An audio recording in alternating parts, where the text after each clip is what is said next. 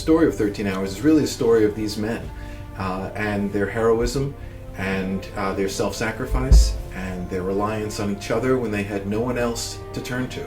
This was really intriguing to watch Michael work. I mean, because he's like a drill sergeant. I mean, he brings, he's a good leader of his guys because he gets the best out of not just the cast, but the crew on set too. Because, I mean, he's very matter of fact of what he wants. His asking us to be involved as much as we were and to respect our opinions when we had differences.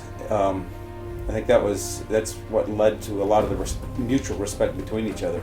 All the way from the script writing with Chuck Hogan and involvement with that to even the set design where Tate decided to cost Michael Bay another $100,000 to rebuild the set a few times, but that just shows how much involvement and say that we had. And then also being on set. However, people are going to think about it the political way. That's their own problem. I mean, our goal is just to tell the story of the night that happened and the sacrifice of the 4 Americans.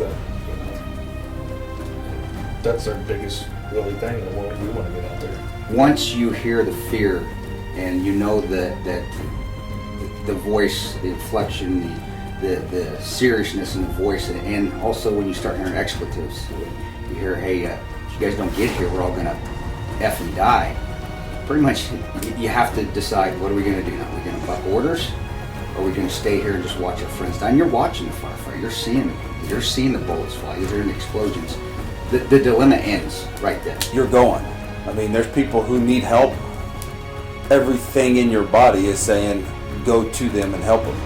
It's harder to sit there and wait those 25 minutes and not go than it is to go, because that's just who we are. Because we weren't concerned about dying, we were concerned about failing our friends, failing failing the people that we were trying to save. What drove us to come out and talk about or put the book in writing was the fact that everybody else was spinning it to make it something that they wanted, and not what really happened that night on the ground.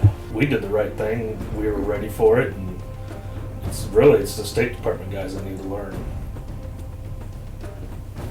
the difference in what they did and what they need to change and how they operate.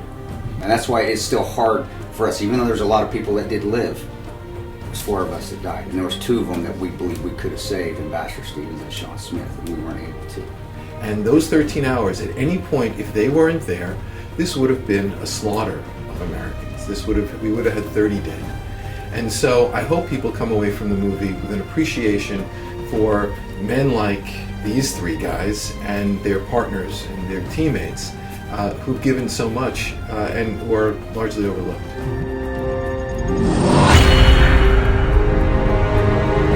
We're going to unleash hate on these guys. What you do right now will determine whether we live or die.